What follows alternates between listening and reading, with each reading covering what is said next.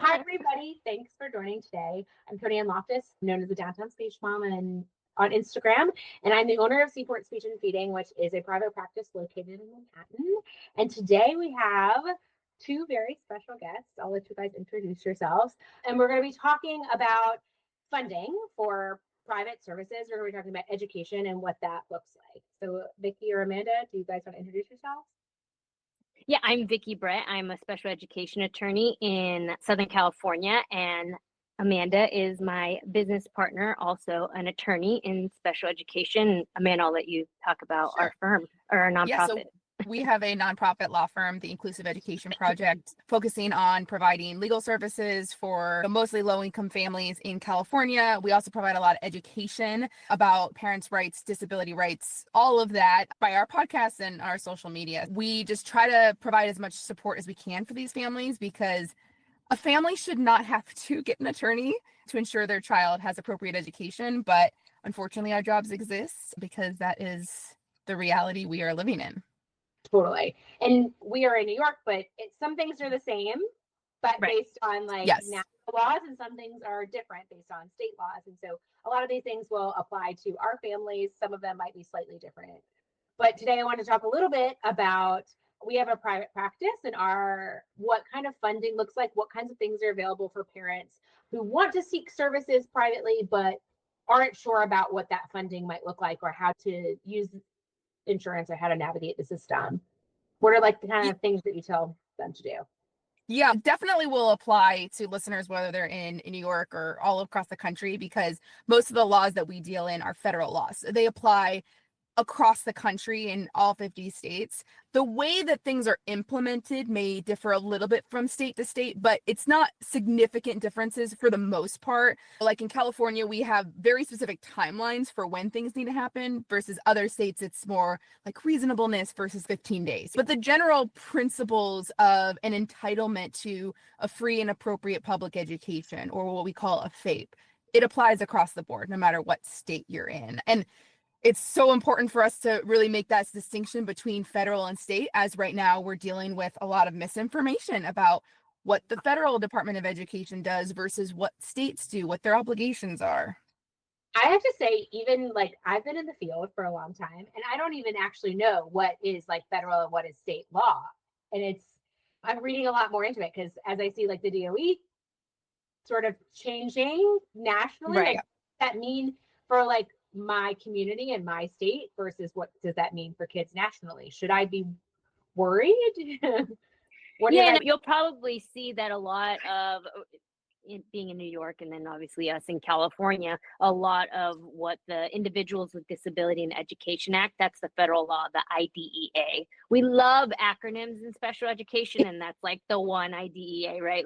You should know, IDEA. And so you'll see that a lot of it just builds in a way. And so that's what Amanda was referencing in terms of timelines. And usually state law will reflect the federal law within itself. There are very few states that aren't like that. But it's important to look back because things that you've probably just thought were state law may be federal law or vice versa. And so that's important. And a lot of times when parents are showing up to IEP meetings, you're supposed to have your procedural safeguards. The district is supposed to provide that to you. And some of them are very short and some are very lengthy, and they're going to put their spin on it, but it takes a little bit of time to go through it and just familiarize yourself. And then we have Google, right? That we can go to. And what does this mean? Because not everybody will have the chance to consult with an attorney to help break those things down. Yeah, of course. And we're in an interesting time right now because there's a lot of speculation about what's going to happen, what's not going to happen. At the end of the day, the federal laws have not changed. A lot of what the current administration is trying to do, what he's put in their EOs, is not really legally authorized because they would require actual changes to laws. So Congress created the Department of Education, the Federal Department of Education, as well as created these federal laws, the IDEA, also the ADA, Americans with Disabilities Act, a number of federal laws that govern education in general, and then special education, civil rights, prohibition against discrimination, that sort of thing. And none of these laws have changed at all. So the rights of students right now, as we speak, are still the same as they were last year, the year before that, 5 years. But the reality is that with a lot of what they're doing is a lot of cuts to funding and cuts to staffing. And the federal Department of Education oversees special education. So while like when we talk about general education, funding about anywhere from 70 to 90% of state funded or educational funding for your local school districts comes from your state, not the federal government. It varies. There are some states that get a lot more funding, others. In California, we don't get as much from the federal government as, say, some of our more rural or red states, unfortunately. But special education is different because special education is funded a bigger portion from the federal Department of Education. There's still a lot of funding from the state, but it's chunks and chunks. There's websites online that you can actually see your state, how much the federal Department of Education gives for special education. These cuts to grant programs, research, STEM programs, combating the staff shortages that we've had since COVID, right? We're still recovering from COVID. And a lot of the money that was considered discretionary and has always been there as part of the law is now being cut by the current administration. So the money that states were supposed to get for hiring more teachers to combat that is what's under attack right now. And there's a lot more that we could speak to it, of course, but like at the end of the day, the entitlements for individual students, like what they're obligated to get, what schools should still be doing, is still there. Okay. So what could parents do to prepare themselves if something changes? Like, how do we arm ourselves with the best knowledge, the most up-to-date knowledge? It's twofold, right? Like, first, the wheels aren't going to spin off completely, right? Like, there are still going to be the individualized education programs, the plans, right? Those are the IEP meetings that you go to once a year, right? And so parents need to be able to really push and get more information, more data. In 2017, one of the biggest special education cases was Andrew F. And it really subtly changed the way in which the burden really, everybody always knew it, but when we bring a complaint, the burden is on the student to prove that what the district is offering is not appropriate. That shifted with Schaefer years before. And before that, it was just like a student would bring a complaint and it would be like, they didn't provide FAPE, and then the district had to prove, no, we did. So with Schaefer, it shifted the burden back to student, and we have to prove what the district did was not appropriate, did not allow the child to gain an educational benefit. Andrew F. seemingly has now shifted it back in a sense to the district.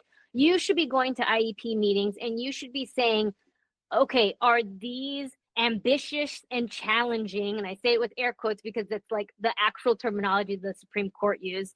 Do we have ambitious and challenging goals? So this is where you come in, Tony, and where, if you're working on completely different things in speech privately than the school speech, there should be some alignment because you want to be able to pass a goal in all areas, right? In all areas across all settings is what I mean. If they're saying, oh, so-and-so can do this and you're not seeing that, then that's not across all settings, right? If we are mastery of this goal, then everybody should be able to see it at home, at school, whatever.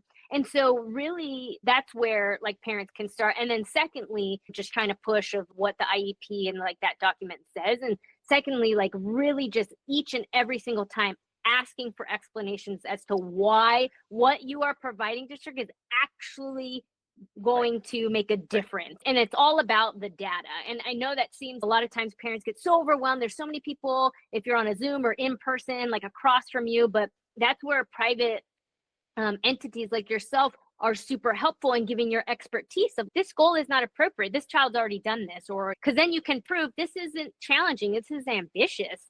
Tony Ann says he's done that for the past 2 years.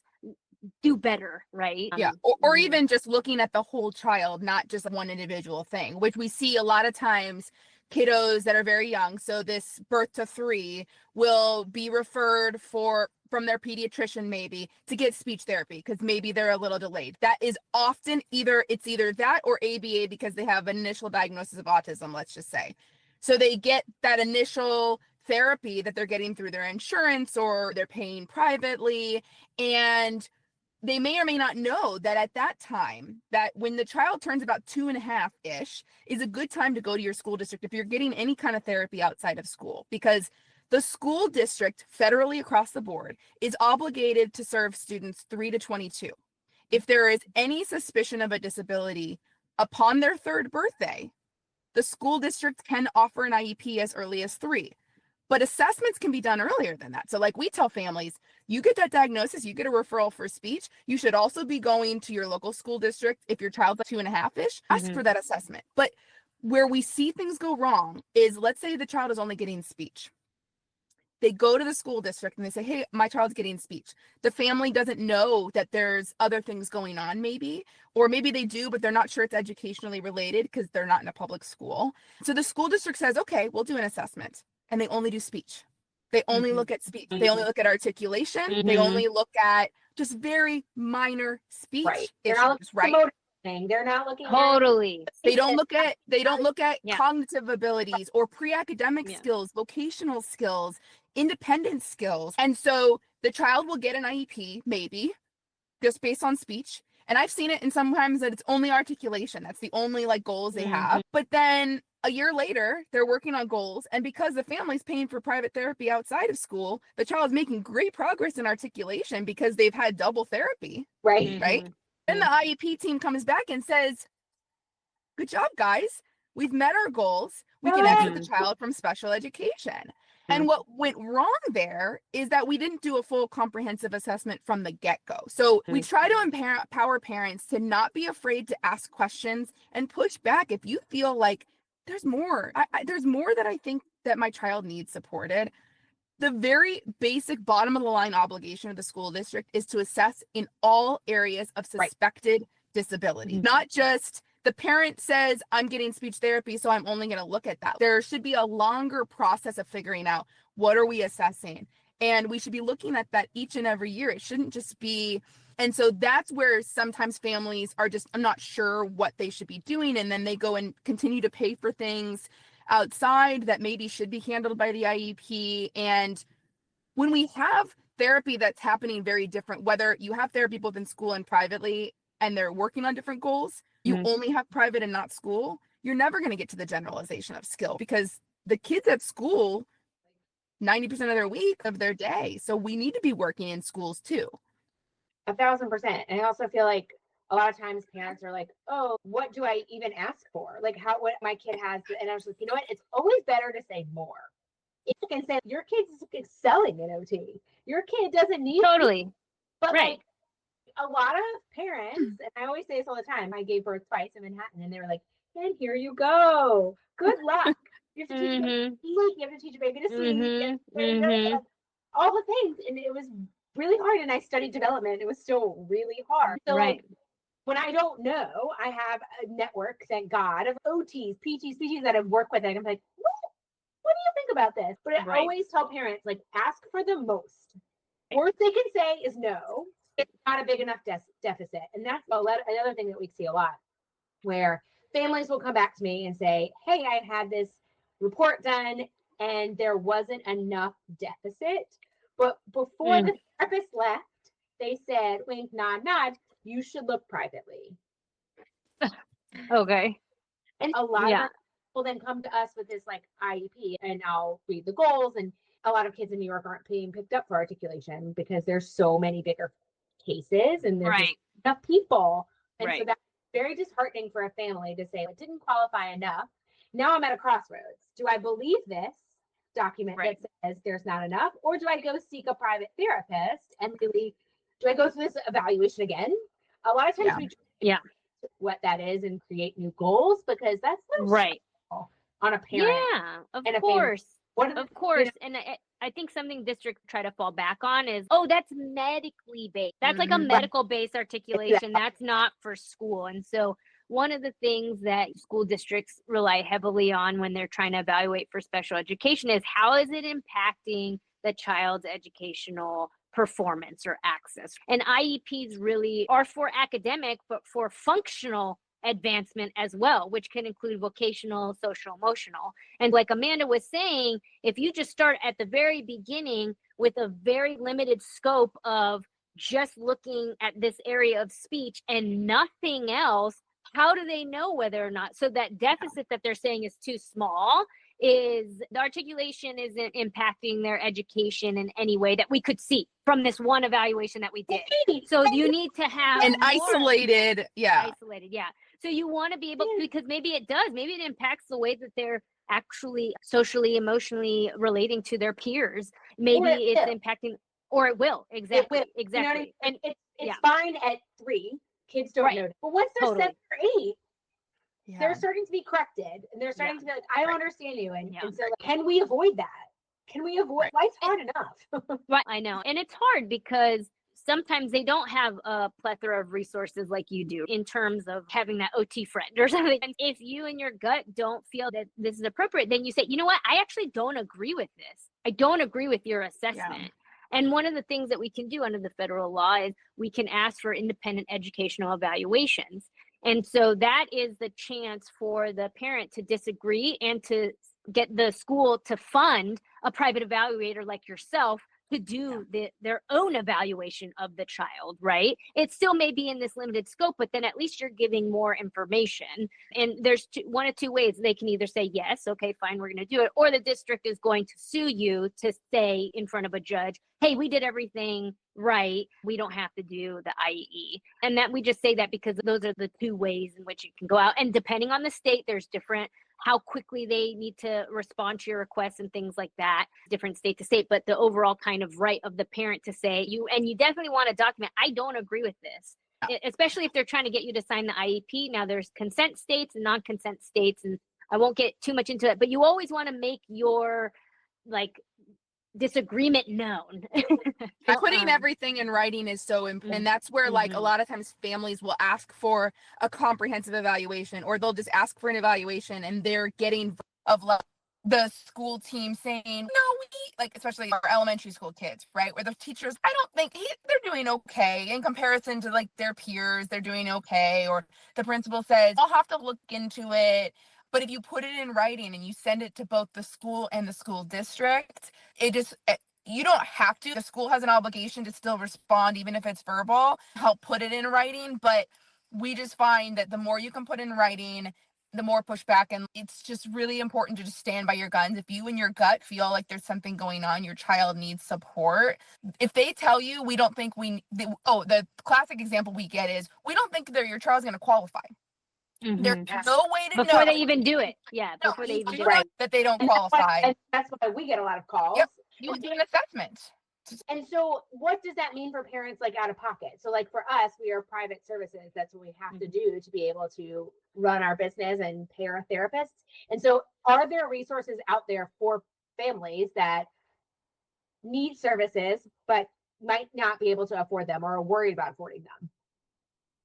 And so that's where you start with the independent evaluation, right? You need to get more data so that you can use it as leverage, right? More often than not, in California, we'll see where the parent went and they privately paid, and then we try to seek reimbursement for it. And so while there are some parents that, may not necessarily be able to do that for a very long time, they're able to pay for a month and then come to us, and then we're able to file on their behalf. You really need to be pushing the district, because that's where the funding is for the school district to provide those services, whether you can afford them or not. It's a free and appropriate public education that the IDEA says every student is entitled to that has an IEP. We all know what, free means. It's at no cost to the parent. And it's hard because to try to get there, there's several steps. And that's hard for parents because its own language, special education, and even attorneys that do different areas of law, they don't even know that special education attorneys exist. And it's important to contact an attorney in your state and kind of go over your options, especially if you're in a situation where you do not agree with the district's assessments. There's a pathway there to be able to either get the private services eventually or get the school to do it in a manner that would be appropriate for that child. Totally. And we are open to doing things at home or at school. I find a lot of times some of the daycares and like younger school, like the preschools, they don't have speech therapists on staff. And I'll walk in and I'll be like, oh, 4 of those kids need speech. Yeah. Oh my goodness. But the teachers, there's 1,000 things going on in the classroom. They have a lot of things to manage. And so that must be like very overwhelming for them. And so to think about like, how could we, like how to empower parents to say, oh, this doesn't sound right. I'm not really sure what to do. And like, the school didn't say anything, but that's okay. Like, how do I pursue that? Yeah. It's really tough. I was speaking to a mom today too. She was like, oh, my kid's speech is just like a little bit slushy. Like, I can't describe it. It's muffly, but like his teachers haven't said anything quite yet. And so sometimes that is because of the funding. They know that there's not anybody on staff that they can refer to. And like the training wise too, I feel like I wish that there was more funding out there just for schools to have like in-services. I live in Manhattan, which is amazing. There's thousands of schools, and some of the private schools can afford to have a speech therapist come talk at the beginning. Not all schools can. So when to refer, what kind of red flags to look for. And I find oftentimes those red flags are like giant red flags. And they're usually kids that can't sit in their seat or can't do, you know, are like very outward. But that doesn't mean that the kids that are like not quite getting those language processing things or don't have as much verbal language as their peers shouldn't also be getting. They're also slipping through the cracks, and they shouldn't be. Yeah. And if you have the same speech and language goals every year, inappropriate. If you have the same goals and you're not passing them, not appropriate. And those are other ways in which private funding can be provided once a complaint is filed, or you reach a settlement agreement. With a lot of the work that Amanda and I do is reaching out to school districts, because we've filed so much. I'm sure they know. They know that we would file it, but sometimes they do want to try to resolve things early on, and we can enter into a settlement agreement to be able to get that funding for you. Unfortunately, it is something where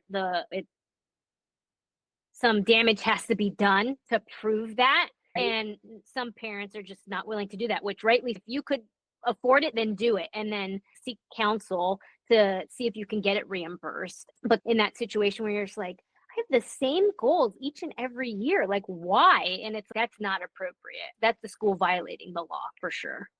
Oh man, it's so much to think about as a parent. I know. And we already don't have a handbook to keep them alive and deal with the emotions and all that. Yeah. So much. It's so much. Yeah. But this has been very enlightening, especially the stuff about the federal law and the state law. A lot of you see things on the news and you're like, it's bad, but like how bad? I know. And it's hard when executive orders are being written and people are talking about it. And I think that's part of the plan, right? Is like this ensued chaos. And I do think it's one of those things where they're going to see who's going to fall without it being real. Who's just going to do it and be like, oh, there was an executive order, but the executive order doesn't do anything. Like, what are you talking about? And so that's what we're seeing. Those are the people that we're seeing that are coming out, or even the law firms that I just read about that are bending the knee to Trump and things like that. And it's just, what? Attorneys are supposed to be the advocates, the zealous advocates. And we are putting our faith in the courts. Because we have different courts, but it is really scary. And if parents, you are the best advocate for your child, you are the expert in your child. And it is so helpful to go and talk to other people that have similar experiences. And then you can learn from them, talking to someone like Tony Yan, like with their expertise, and they can help guide you. But it is overwhelming. And there are attorneys like us that exist in New York and in every state. In California, if there was, say, 100 of us. In New Mexico, a good friend of mine is in New Mexico, and she's one of the only special education attorneys. And so, that we do exist. And if offer some sort of like consultation, right? I feel like that too. We offer 15-minute free consultation. Call me. I'm gonna let you dump for the first few minutes. Tell me all the things. And then I'll say, okay, and I'll give you my unbiased, because I've never met your kid, judgment. It's like nice to say, oh, let me just give a call and see, is this right? Does this seem right? Because I'm not sure. And so I ask that question, I feel like is